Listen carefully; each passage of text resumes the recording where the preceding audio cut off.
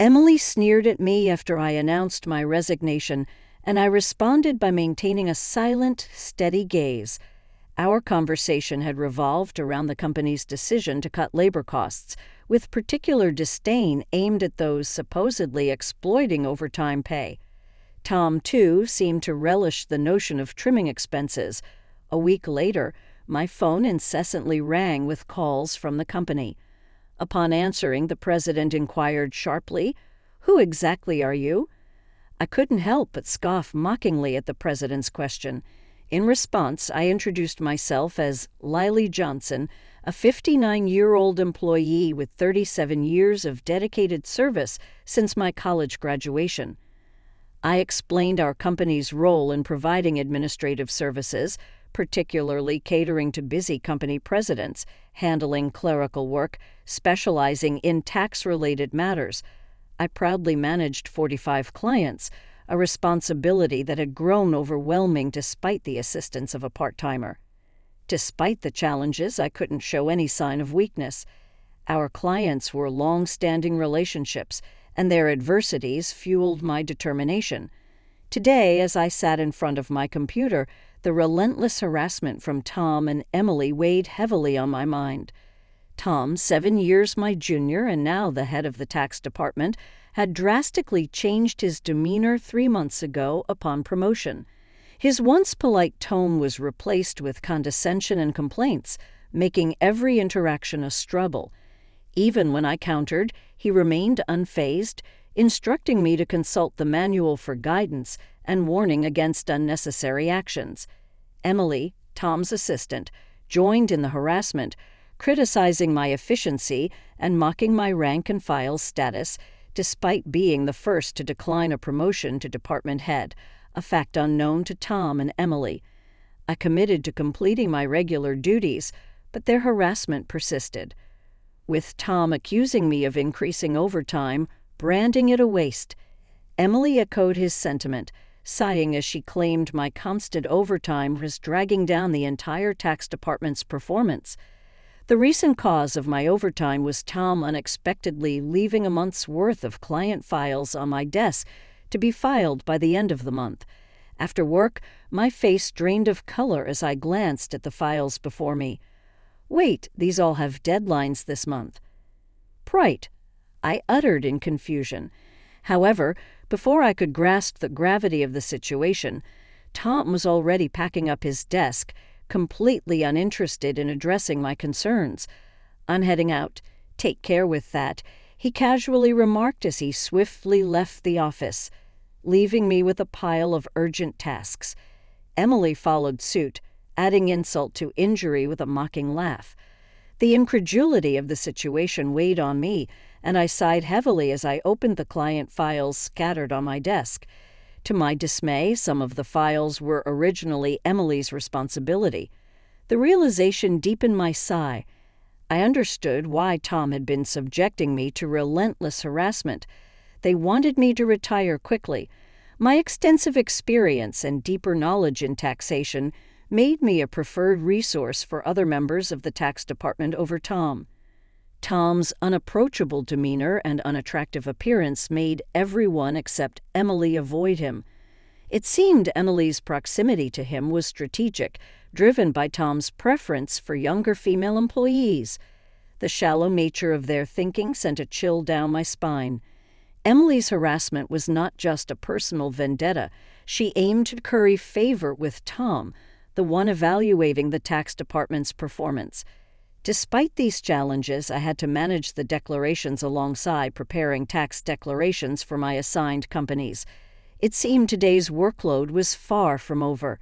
However, claiming overtime would only invite complaints from Tom and Emily, leaving me resigned to the prospect of unpaid extra hours. Then, unexpectedly, I received a summons to the president's office. Our company had recently undergone a change in leadership due to the former president's sudden illness. The new president, the former president's son, wasn't fully acquainted with our company.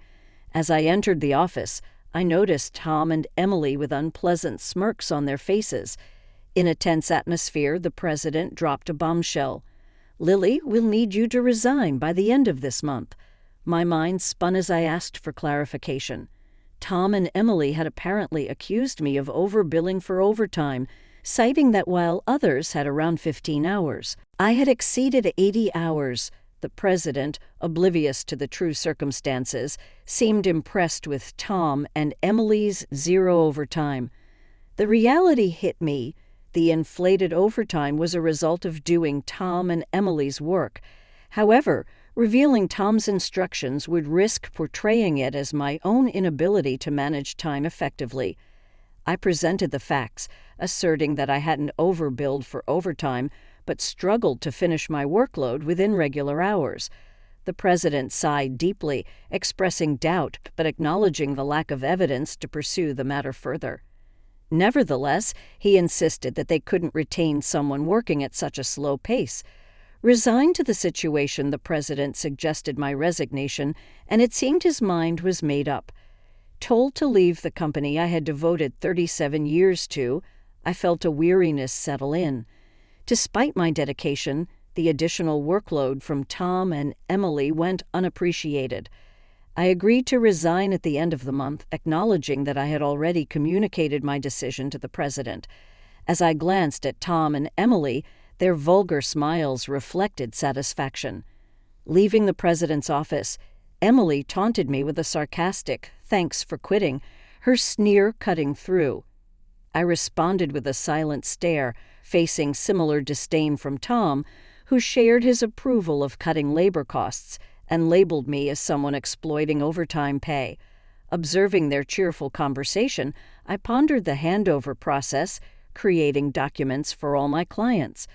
I ensured proper farewells and appointments with those I could meet personally.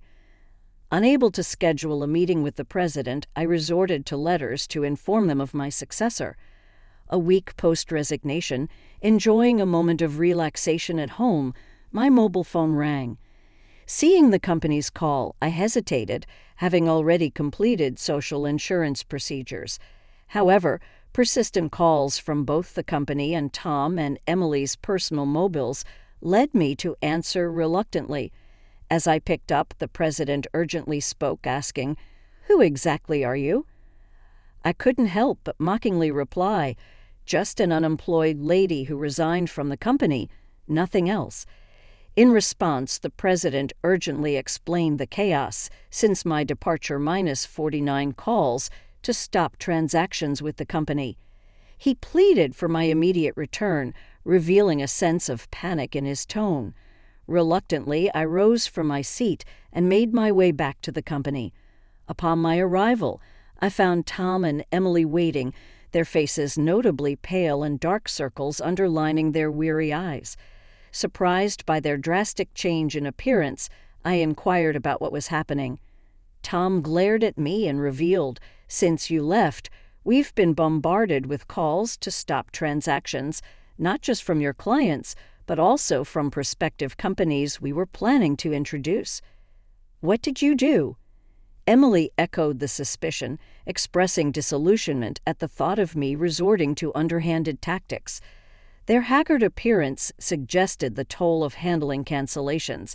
While I had not manipulated the clients, I had a hunch about the reason behind the transaction halts. Considering the inevitability of cancellations, I mumbled my thoughts aloud. Tom, however, accused me outright, insisting I had orchestrated something. He demanded I go to the president's office immediately, forcefully escorting me there.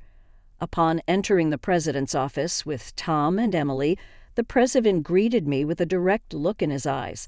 Tom declared, "President, I brought her," with an air of authority, while Emily hurriedly followed suit. Ignoring their accusatory tone, the president questioned me about the abrupt halt in transactions after my departure. I took a deep breath and explained, "Our clients don't need us to manage their taxes. There are tax accountant firms that offer cheaper services. They continued with us because of me." Tom snapped back, questioning my self-worth, and Emily taunted me, both challenging my value to the company. Undeterred, I elaborated on my unique approach, offering tailored tax-saving strategies that resonated with our clients. Tom dismissed it as inefficient, arguing that their manual-based operations were more practical. The president sighed deeply, recognizing the fundamental difference in our approaches. In a serious tone, he said, actually signaling a crucial revelation or decision to follow. I received a surprising call from my father, the former president. It turns out that some clients who had stopped transactions went directly to Dad to negotiate on my behalf. I hadn't anticipated clients going to such lengths for me. Dad emphasized that the tax department thrived because of my contributions. Not only did I manage my clients efficiently, but I also supported my colleagues, clients possessing knowledge that even Tom couldn't match. Dad disclosed that if I hadn't declined the promotion, I would have held a higher position than a department head by now. The current president expressed regret with a pained expression. Emily appeared shocked, probably grappling with the idea that I could have been her superior. The president apologized for making me resign initially and asked if I would consider revoking my resignation. According to Dad, I was indispensable to the company. While I appreciated the change in the president's perspective, I hesitated to accept. Tom interrupted our conversation, visibly upset, and protested the president's decision, questioning why I was chosen over him. Emily echoed his sentiments, praising Tom's leadership and expressing disbelief at the preference for me. The president then sternly addressed them, revealing that since my resignation, numerous complaints had been received from the tax department, suggesting they had been shifting their workload onto others. Tom's face turned pale as the president exposed the fact that he had been pushing the preparation of client declaration forms onto subordinates, including Emily's work for multiple clients. The president pointed out the irony, considering Tom had accused me of being a salary thief. Observing Tom and Emily's pale expressions, the president continued by revealing an alleged leak about their romantic involvement. Tom struggled to defend himself, claiming he was merely mentoring Emily as her superior. However, the president produced receipts from the accounting department indicating dining expenses filed by Tom. Confronted with evidence, Tom, sweating profusely, was unable to provide a convincing explanation. Emily, too, turned ghostly pale as the president accused them of neglecting their duties, inflating expense claims, and violating company policy by having an affair in the office while being married. In a calm and straightforward manner, the president declared the termination of their employment effective immediately. Tom and Emily tried to resist, promising to retract the receipt claims and pleading for their jobs. "I have a family," Tom desperately pleaded, attempting to reverse his termination. Emily echoed his sentiments, carefully expressing her fear of being fired. She promised to apologize to me and others for burdening them with work. Realizing the gravity of the situation involving neglect of duties and an affair with a supervisor, concerned about her reputation, she implored for a second chance. Sensing their desperation, I offered advice. "Why don't you stop resisting? It's undignified," I suggested. Tom glared at me, retorting, "Shut up. What would a single person like you understand?" I sighed, reminding him, "Tom, you were the one who got me fired. It's just karma. What goes around comes around. Why don't you take some responsibility and reflect a bit?" Frustrated, Tom looked away, while Emily bit her lip in distress. Aware of more details about their misconduct, I turned to the president, asking with a smile if I should share them. Tom and Emily frantically tried to stop me, fearing further exposure. I issued an ultimatum, warning them that wrongdoings would eventually come to light, urging them to face reality before it worsened. At my word, both Tom and Emily collapsed to their knees, and the president decided to fire them on the spot. Later, I revealed more about their misdeeds, including Tom faking business trips to spend days with Emily and their insidious tactics of harassing disliked employees into quitting. Despite my attempts to help those employees, Tom and Emily's strategies were relentless. They repeatedly reprimanded and pressured employees out of my sight, often assigning sudden tasks with tight deadlines. The resigned employees had initially asked me to keep quiet, but since they were now happily working elsewhere, I decided it was time to speak up. The president, furious at my revelations, expressed anger about cutting Tom and Emily's final salary. He planned to thoroughly investigate past inflated expense claims. Tom, with tears in his eyes, thanked the president not to cut his salary, fearing the impact on his family. As the truth unraveled, Tom's affair with Emily came to light, leading to Tom's divorce. The two now face claims for compensation in the divorce lawsuit, marking the consequential aftermath of their actions. I became aware of the situation when Tom reached out to me, seeking assistance in persuading the president to reconsider their firing. Emily and Tom found themselves in dire straits despite their efforts. They struggled to secure new jobs in the tax industry. The industry's close-knit nature meant that word of their misdeeds spread rapidly, making potential employers hesitant to hire them. Desperate for income to cover divorce compensation and living expenses, they resorted to day labor at construction sites, a stark departure from their previous office roles. Emily would often call me in tears, pleading for help. "Lily, please help. I only wanted a better life, and I never truly liked Tom," she'd cry. However, I couldn't ignore the fact that their predicament was a consequence of their own actions. Many, including myself, had been impacted by their behavior. I reminded Emily that the consequences were a result of her choices. "You can't unring a bell," I told her firmly. Facing hardships was the consequence of her decisions. Emily's despair echoed through her protests.